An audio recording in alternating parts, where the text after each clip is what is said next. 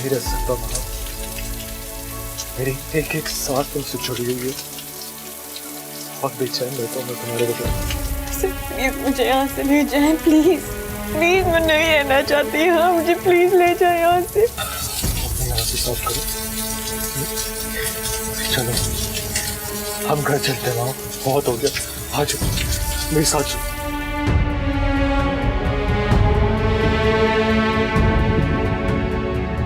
असद, असद, आपको कुछ चाहिए?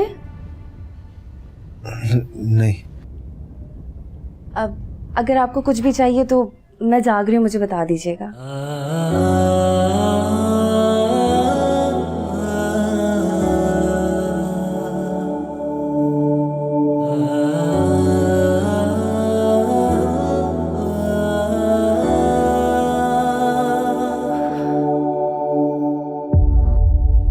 कहाँ जा रही हो माँ? तुम्हें मना किया था ना कि घर से बाहर कदम रखने का सोचना भी मत। पापा प्लीज प्लीज मुझे सिर्फ एक बार असद से मिलने दें, फिर आप जो कहेंगे, आप जैसा कहेंगे मैं वैसा करूंगी। बस एक आखिरी दफा उससे मिलने दें प्लीज। पापा आपको पता है अगर वो मुझसे मिले बगैर यहाँ से चले गए तो वो कभी वापस नहीं आएंगे। वो आज तक अपनी मामा को मनाने नहीं गए। प्लीज अब बस एक दफा मुझे उनसे मिलने दें प्लीज। किस रिश्ते से मिलना चाहती हो तुम मुझसे? कितनी बार कहा है कि तुम्हारा अब उससे कोई रिश्ता नहीं है महा। पापा बार बार ऐसी बातें क्यों करते हैं? मना किया हुआ है ना मैंने आपको।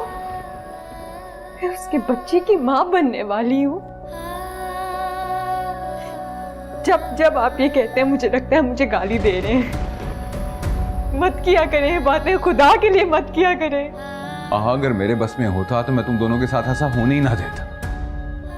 क्या करूं मैं? बेबस हूं, मजबूर हूं। आप बेबस है ना, मैं तो नहीं। मैं असद से मिलूंगी, मुझे कोई नहीं रोक सकता। माहा, अगर तुमने इस घर से बाहर कदम रखा तो तुम मेरा मरा हुआ मुंह देखो। आगे तुम्हारी मर्जी।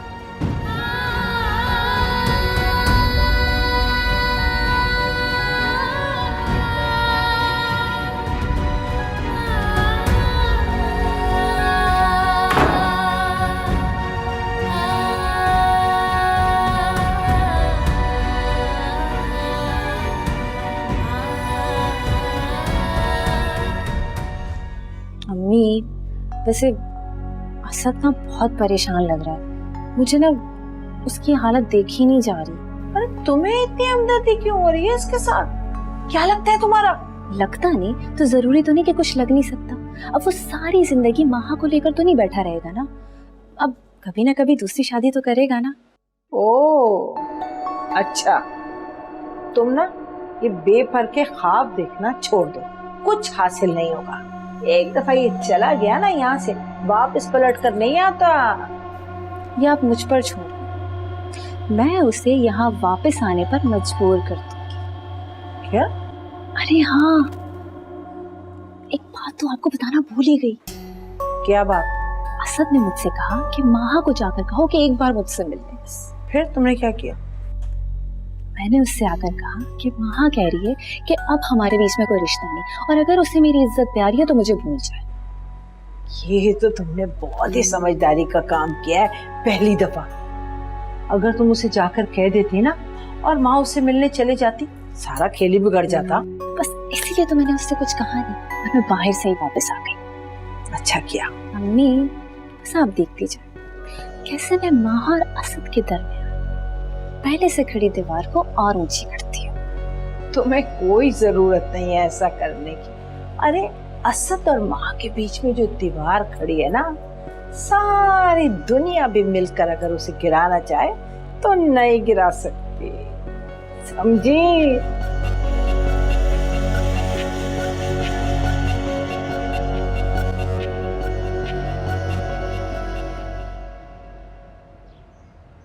आंटी, मैंने कभी असद के अलावा किसी और के बारे में सोचा भी नहीं है, और अब जब कोशिश भी करती है तो ऐसा लगता है जैसे कि मैं कोई बहुत बड़ा गुनाह कर रही हूँ। सारा, लेकिन उसकी शादी हो गई है। मैं भी जानती हूँ आंटी कि अब इसकी शादी हो गई है, और जिससे भी हुई है वो उससे बहुत प्यार करता है। आपको पता है, मैं दुआ करती हूँ कि वो दोनों खुश रहे, लेकिन कभी कभार मुझे लगता है जैसे कि शायद उसने मुझसे कभी प्यार किया ही नहीं है, इसलिए तो उसने शादी कर ली। बस मैं ही थी जिसने उसको अपना मान लिया था। अब आंटी देखिए, जब किसी लड़की की शादी टूटती है तो वो कुछ वक्त इद्दत में गुजार कर दूसरी शादी कर लेती है,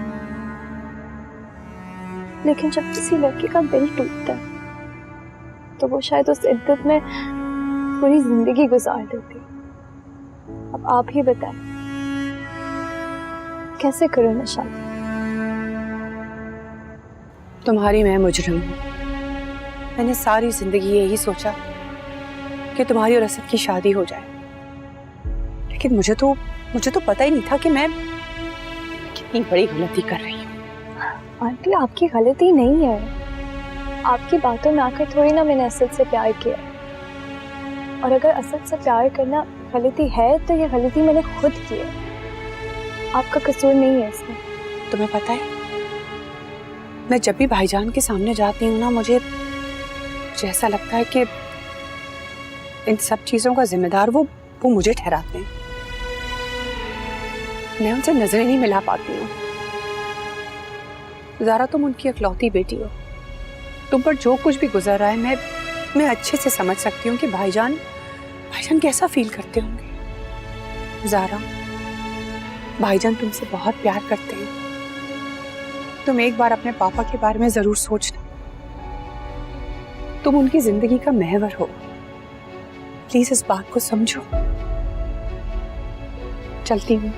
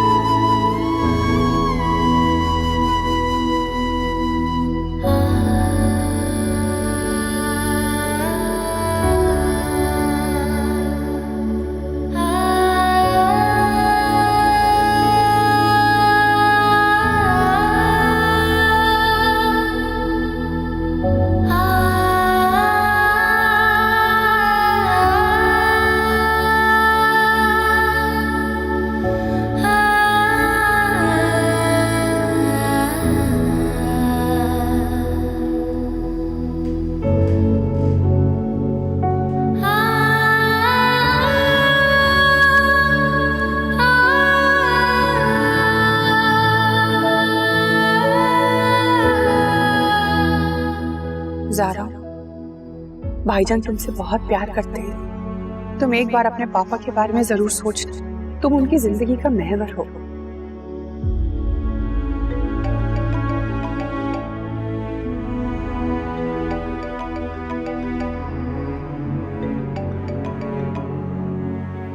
हेलो।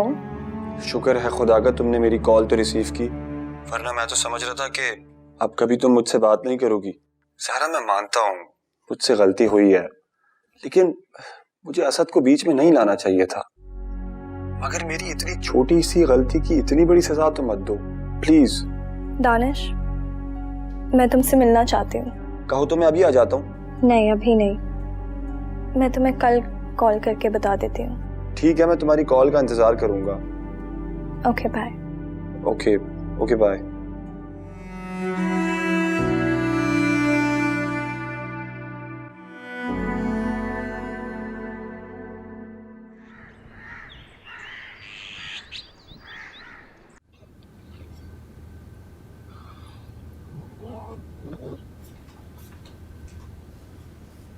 आप कहाँ जा रहे हैं?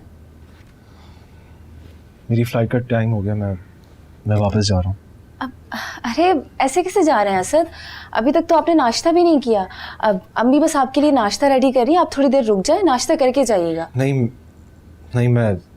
मुझे काफ़ी देर हो रही है, फ्लाइट का टाइम हो गया। आपने तो रात में भी कुछ नहीं खाया था असद। देखिए 1-2 दिन रुक जाए, मैं कोशिश करती हूँ कि माहा को किसी भी तरह आपसे मिलवाने ले आऊँ। आपकी खातिर मैं उसके पैर पकड़ लूंगी, बस आप मुझे एक मौका दे दें। और यूं परेशान ना हुआ करे, मुझे अच्छा नहीं लगता। नहीं समर, उसकी कोई जरूरत नहीं है। माँ को यूं फोर्स नहीं करना चाहिए। तुम्हें पता है मैं रात को यहाँ क्यों रुका था? मैं इसलिए रुका था कि अगर माँ को मुझसे मिलना होता तो वो आ जाती मेरे पास, लेकिन वो नहीं। इस बात से साफ जाहिर होता है कि वो भी बड़ों की बातों में आ गई और उसने मुझसे अलग होने का फैसला कर लिया। ये तो आप ठीक कह रहे हैं। अगर उसे आपसे मिलना होता तो वो किसी भी तरह आपसे मिलने आ सकती थी, लेकिन उसने तो साफ साफ लफ्जों में कह दिया कि वो आपसे कोई रिश्ता नहीं रखना चाहती। अब असद आप ना यूं दुखी मत हो, मैं कोशिश करती हूँ कि वो एटलीस्ट आपसे फोन पर बात कर ले। अच्छा आप ये रुके, मैं फैजान भाई को बुला कर लाती हूँ, ठीक है? वो आपको छोड़ देंगे।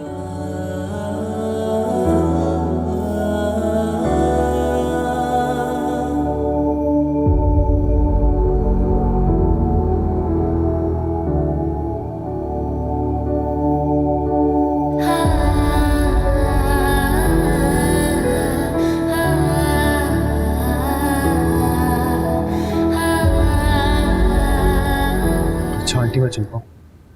हाँ बेटा, अपना ख्याल रखना। मैं तुम्हें एक बात बताऊं, मैं माँ की तरफ से बड़ी फिक्रमंद थी, लेकिन जब मैंने देखा कि उसने सब कुछ चुपचाप सह लिया, तुम्हें छोड़ने का फैसला भी कर लिया, तो मैं तुम्हारे लिए तड़पने लगी। मेरा दिल तुम्हारे लिए कुड़ने लगा। बेटा तुम गम ना करना, मैं तुम्हारे साथ हूं।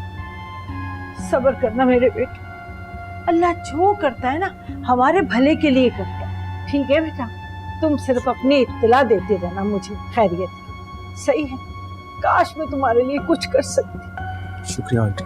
फैजान जाओ, असद को एयरपोर्ट छोड़। ठीक है, सही है, जाओ, अल्लाह हाफिज। चलें? अरे एक मिनट।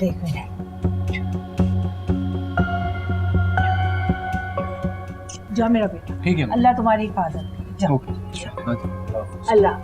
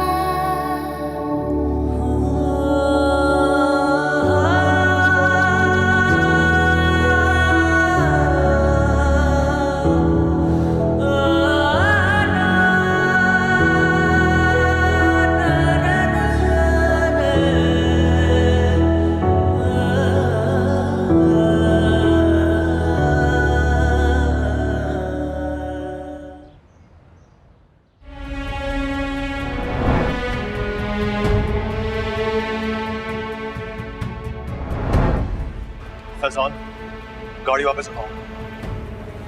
क्या मतलब? मैं कुछ समझा नहीं। तुम्हारी तो फ्लाइट का टाइम हो रहा है ना अभी। मुझे जावेद अंकल से बहुत जरूरी बात करनी है। क्या बात करनी है? मुझे एक बात करनी है उनसे। वापस चलो प्लीज। देखो मैं तुम्हें बता चुका हूँ कि उनकी तबीयत ठीक नहीं है अभी।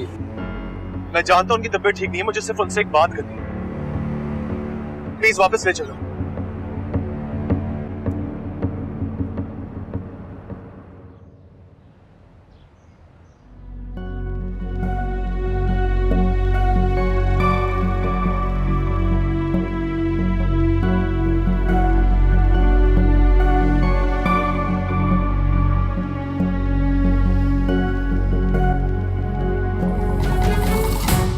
इधर बात सुनो, बात सुनो।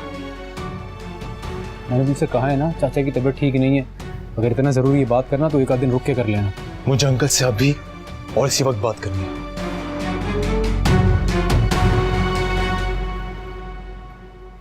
अम्मी, अम्मी, अरे अब क्या कयामत आ गई? अरे असद वापस आ गया है। वापस आ गया? पर वो तो एयरपोर्ट चला गया था ना, क्यों वापस आया? हाँ मगर अभी अभी मैंने उसे देखा, जावेद चचा के घर गया है वो। मैंने आपसे कहा था ना कि वो मासी सोरा की बात को सच मानकर माहा को नहीं छोड़ेगा।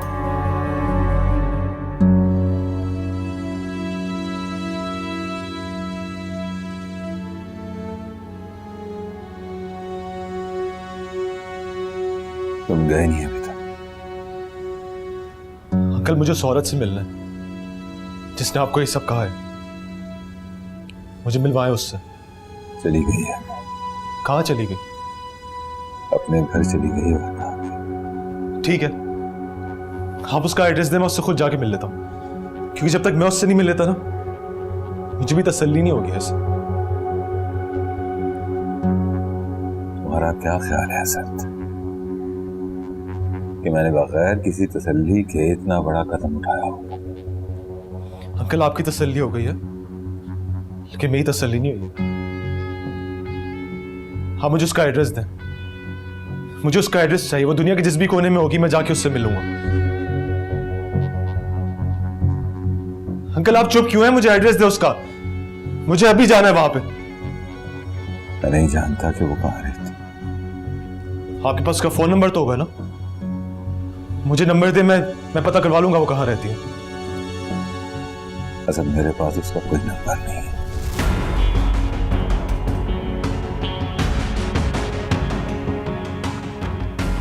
कई सालों बाद वो ही यहाँ मिलने चली आई थी। मेरा उससे कोई रास्ता नहीं है। अंकल कैसी बातें कर रहे हैं आप? एक और है जिसका एड्रेस नहीं आपके पास, फोन नंबर नहीं है, कोई रास्ते में नहीं है, उसकी बातों पे आपने इस तरह भरोसा कर? ये भी नहीं सोचा कि महा मेरे बच्चे की मां बनने वाली है? नहीं अंकल, ऐसे ही रिश्ता खत्म नहीं हो सकता। मैं महा से मिले बगैर नहीं जाऊंगा। महा को बुलाया आप बाहर। मैंने तुम्हें बताया ना कि हर तरह की तसल्ली करने के बाद ही मैंने माहा को वापस बुलाया है। जबकि कोई गुंजाइश नहीं छोड़ता। नहीं मानता मैं आपकी बात, मैं बिल्कुल नहीं मानूंगा आपकी बात।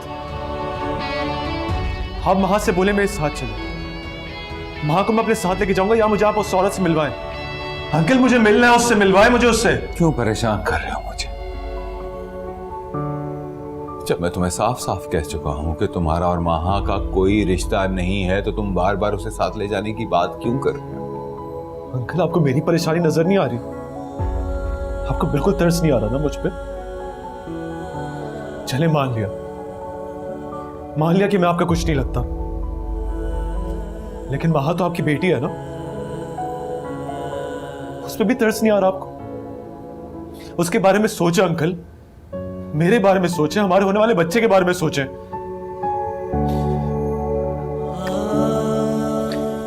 अंकल मैं आपके आगे हाथ जोड़ता हूं,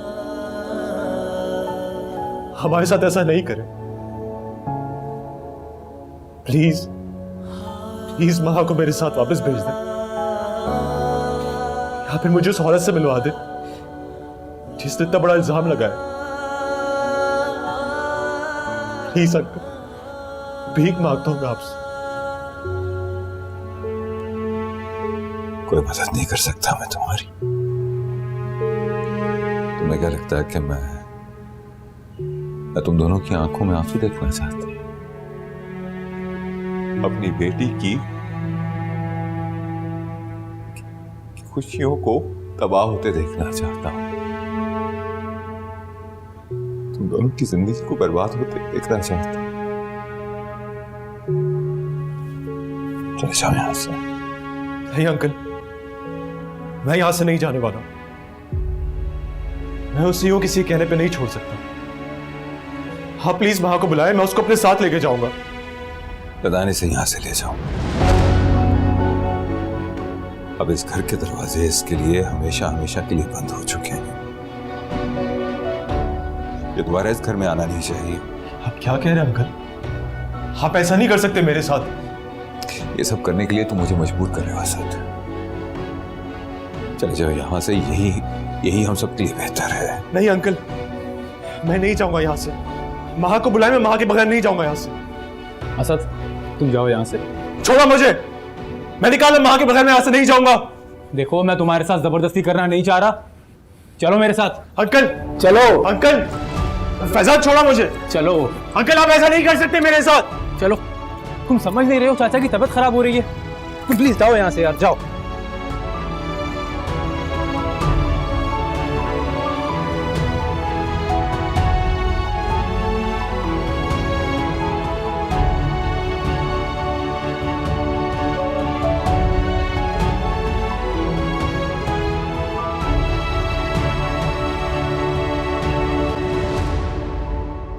अम्मी, वैसे उसे देखकर तो लग रहा था जैसे वो माँ को अपने साथ ही लेकर चला जाएगा।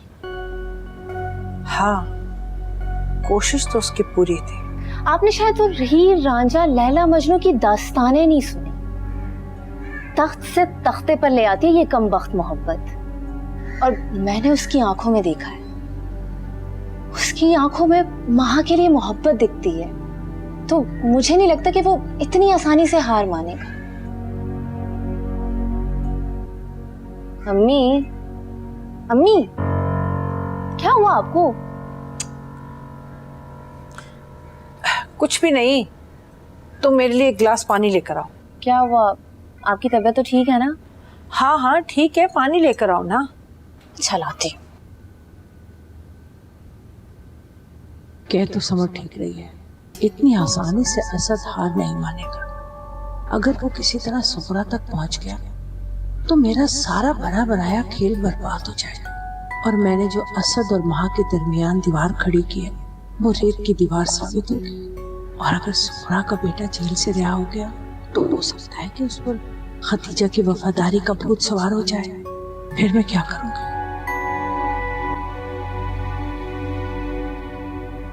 पानी। तुम जाओ।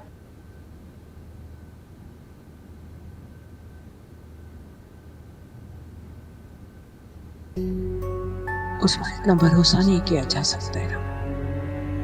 तुम्हें कुछ ना कुछ तो सोचना ही पड़ेगा। अगर सुपरा की ज़बान जरा भी फिसल गई तो मैं किसी को मुंह दिखाने के काबिल नहीं रहूंगी। छोड़ा मैंने उसके लिए खोदा है, कहीं मैं ही ना गिर जाऊं उसमें।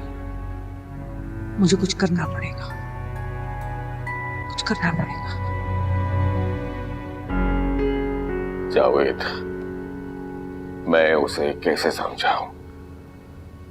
वो तो मुझे अपना मुजरिम समझता है। बात तक नहीं करता मुझसे, मेरा फोन अटेंड नहीं कर रहा। देखो जावेद, असद इस वक्त टेंशन में है, परेशान है। प्लीज कोई ऐसी सख्ती ना करना कि वो बर्दाश्त ना कर सके। अजीब बर्दाश्त तो अब मेरी जवाब दे गई है। तुम्हें किसी भी पल मेरे मरने की इत्ला आ जाएगी।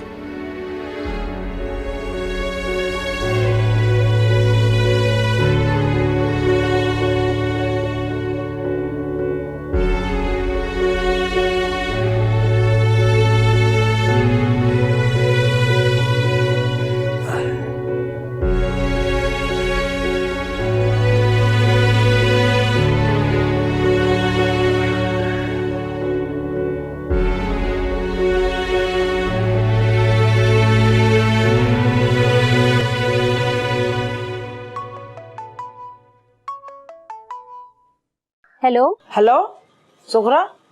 अम्मा तो नहीं है, वकील साहब की तरफ गई हुई हैं। आप कौन बात कर रही हैं? आप कहीं वही बेगम साहिबा तो नहीं है जिन्होंने सरफराज को छुड़ाने के लिए अम्मा को पैसे दिए थे? हाँ मैं वही हूँ। और क्या बताया सुगरा ने तुम्हें मेरे बारे में? मुझे तो बस यही बताया कि आपने उन्हें पैसे दिए थे। बेगम साहिबा आपका बहुत बहुत शुक्रिया, हम आपका एहसान सारी जिंदगी नहीं चुका सकते। अम्मा जैसे ही आती है ना, मैं उनसे कहती हूँ कि वो आपको फोन करें। नहीं, मैं खुद ही फोन कर लूंगी। तुम उसे कहना कि मेरे फोन का इंतजार करे वो। ठीक है, मैं उन्हें बता दूंगी। सही है। अच्छा, आपने इनसे बात कर ली? कल ऐसा तो नहीं कि जज के सामने ही अपनी बात से मुकर जाए? नहीं, ऐसा कुछ नहीं होगा। मैंने इन्हें सब समझा दिया है। इन्हें सिर्फ पैसे चाहिए। आप इन्हें दियत की रकम दे दें, ये रफ़ीक को माफ़ कर देंगे। जज साहब के सामने ये वही कहेंगे जो हम इन्हें समझाएंगे। देखिए, जिससे मरना था वो तो मर गया। अब लड़ाई झगड़े से क्या फायदा? अब अगर रफ़ीक को फांसी हो भी गई तो आपके हाथ क्या आएगा? बेहतर यह है कि पैसे लें और मामला खत्म करें। क्यों? ठीक कह रहा हूं ना। कल मैं अदालत में दरखास्त भी दे दूंगा, जज साहब के सामने सारी बात भी हो जाएगी और मैं दियत की रकम भी आपके हवाले कर दूंगा और आप उससे कोई अपना छोटा मोटा कारोबार शुरू कर लीजिएगा। अब तो तसल्ली हो गई ना आपको? अब भी अगर कोई शक है तो बता दें। नहीं, मुझे कोई शक नहीं है। शुक्र है। बस एक छोटी सी बात कहना चाहती थी, अगर इजाजत है तो कहूँ? जी जी कहें। अच्छा है, सारी बात यहीं हो जानी चाहिए। देखो बेटा, मेरे बेटे ने तुम्हारे भाई की जान ली है और जान की कोई कीमत नहीं होती, लेकिन ये जो पैसे मैंने तुम्हें देने के लिए इकट्ठे किए हैं ना, उसकी कीमत मैंने अपनी जान से भी बढ़कर दी है। तुमसे एक दरख्वास्त है बेटा, दिल से मेरे बेटे को माफ कर दो। देखो, मैं तुम्हारे आगे हाथ जोड़ती हूँ, मेरे बेटे को माफ कर दो। ठीक है, इसका मतलब है कि सारी बातें क्लियर हो गई है। अब हम अदालत में मिलेंगे। ठीक है। बेगम साहिबा, आप वापस जा रही हैं? हाँ, बस कुछ चीजें थी, कपड़े थे, वो लेने आई थी। अब मैं जा रही हूँ। बेगम साहिबा। क्या हुआ? क्या बात है? जी वो बोलो ना, क्या बात है? सब खैरियत तो है? कुछ नहीं। असद ठीक है? महा भी नहीं है, घर में कोई नजर नहीं आ रहा, सब ठीक तो है? क्या छुपा रही हो, बोलो। जी पता है बेगम साहिबा, आपको माँ हबीबी भी अपने घर चली गई हैं और असद साहब उनके पीछे उनको लेने के लिए चले गए। वो दोनों ठीक तो हैं? पता है बेगम साहिबा, असद साहब और नजीब साहब का झगड़ा हो गया था और फिर असद साहब माँ हबीबी को लेने के लिए चला गया। तुम थोड़ा सा मुझे ठीक से बताओ, नजीब और असद का झगड़ा हुआ किस बात पर था?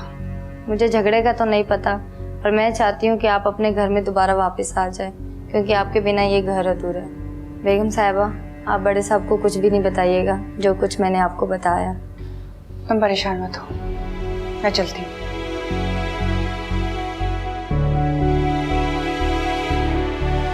छोड़ आए उसे एयरपोर्ट?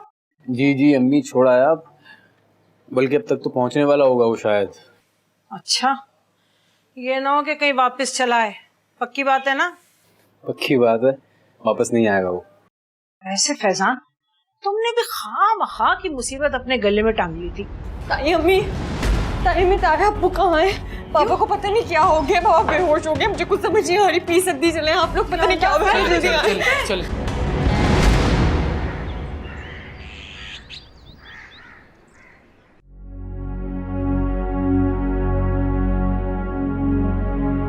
डॉक्टर साहब, बाबा ठीक तो हो जाएंगे ना? जी उनका ट्रीटमेंट हो रहा है, इंशाल्लाह जल्दी ठीक हो जाएंगे, लेकिन बार बार उनकी हालत का बिगड़ना बड़े खतरे की अलामत। खुदा न खास्ता इस तरह उनकी जिंदगी भी जा सकती है। आप लोग मुझसे कुछ छुपा तो नहीं रहे? मुझे लगता है कि वो बहुत परेशान है। देखें, अगर कोई ऐसी बात है तो प्लीज मुझे बताइए, ताकि इस परेशानी का हल निकल सके। सिर्फ दवाओं से इलाज मुमकिन नहीं है। जी डॉक्टर साहब, आप बिल्कुल ठीक कह रहे हैं, इसलिए हम कोशिश करेंगे कि उनका पहले से ज़्यादा ख्याल रखें। याद रखिए, एक टेंशन फ्री एनवायरनमेंट उनकी ज़िंदगी के लिए बहुत ज़रूरी है।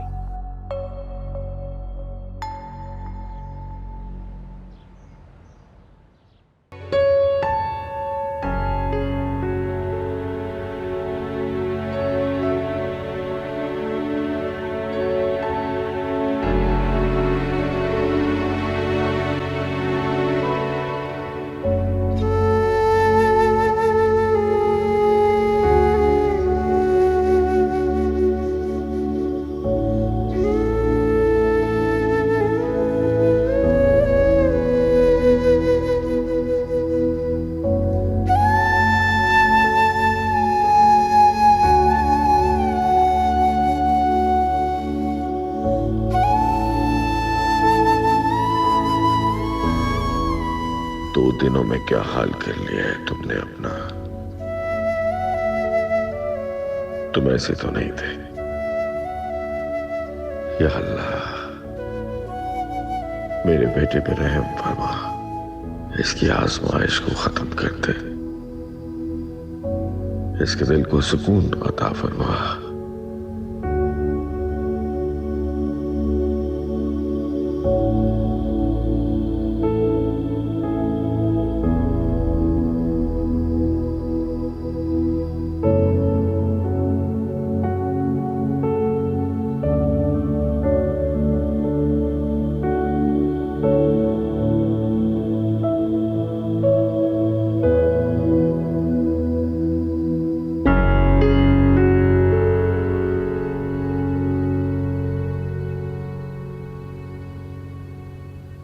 साहब खाना लगा दूं? नहीं, ये बताओ कि असद ने कुछ खाया या भूखा ही सो गया? जी मैंने उनसे पूछा था मगर उन्होंने कोई जवाब नहीं दिया। साहब आज बेगम साहिबा भी घर आई थी, उन्होंने कुछ अपने कपड़े लेने थे, वो लेकर थोड़ी देर में चली गई। मारिया ने असद के बारे में कुछ पूछा? जी पूछा था, असद कैसा है, माहा कैसी है। अच्छा, फिर क्या बताया तुमने? मैंने बस इतना ही बताया कि असद साहब कराची गए हुए हैं और कुछ नहीं बताया। साहब मैं आपकी इजाजत के बगैर उन्हें कैसे कुछ बता सकती थी। अरे कैसी बातें कर रही हो तुम? वो असद की माँ है। असद के बारे में कुछ बताने के लिए तुम्हें मेरी इजाजत की क्या जरूरत थी? हो सकता था कि वो असद के लिए रुक जाती।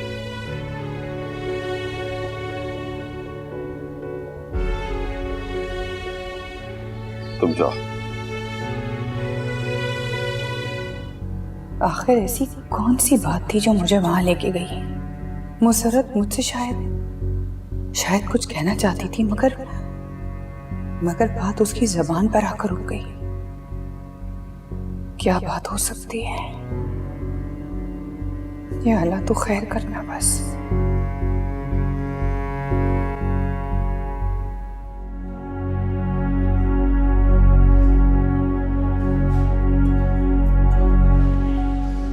लगता है ज़ारा तुम्हारे पास बात शुरू करने के लिए कोई मुनासिब लफ्ज नहीं है।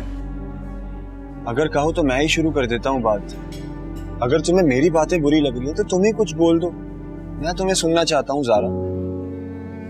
पता नहीं मैं तुम्हें हासिल कर पाऊंगा या नहीं, लेकिन एक बात की गारंटी करता हूं, तुम्हारी ब्लैक एंड व्हाइट जिंदगी में सारे रंग भर दूंगा।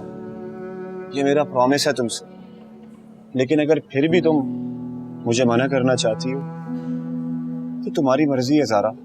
अगर तुम चाहती हो कि मैं भी अपनी जिंदगी तुम्हारी तरह गुजार दूं तो मैं तुम्हें मजबूर नहीं करूंगा। बेशक इनकार कर दो मुझे।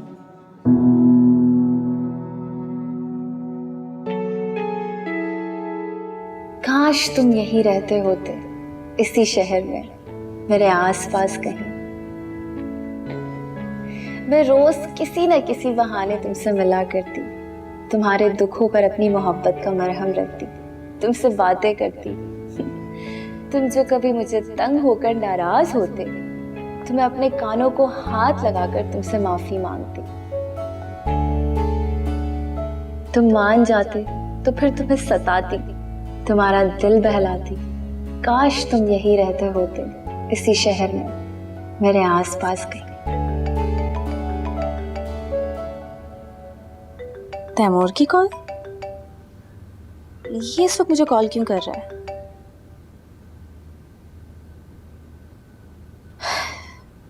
अच्छा खासा मूड बिगाड़ दिया।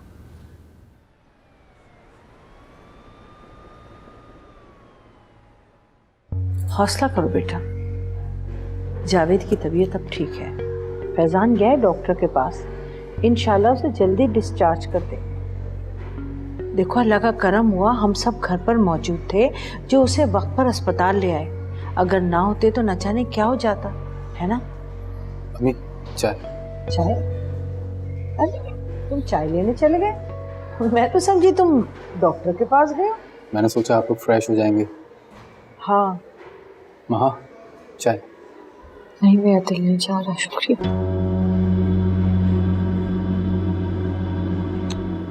पी लो बेटा, इतनी देर से इसी तरह बैठी हो, थक गई होंगी। थोड़ी सी चाय पी लो, फ्रेश हो जाओगे। शाबाश, ले लो ये लो। फैजान बेटा, अगर हो सके ना मुझे घर पहुंचवा दो। घर में समर भी अकेली है, तुम्हारे अब्बू भी नहीं है, दिल घबरा रहा है मेरा। अम्मी, मेरी डॉक्टर से बात हुई है अभी, वो कह रहे हैं कि थोड़ी देर में चाचा वैसे डिस्चार्ज हो जाएंगे, तो हम सब एक साथ ही चल लेंगे फिर तो। हाँ बिल्कुल, ये तो अच्छी बात है ना। ठीक है।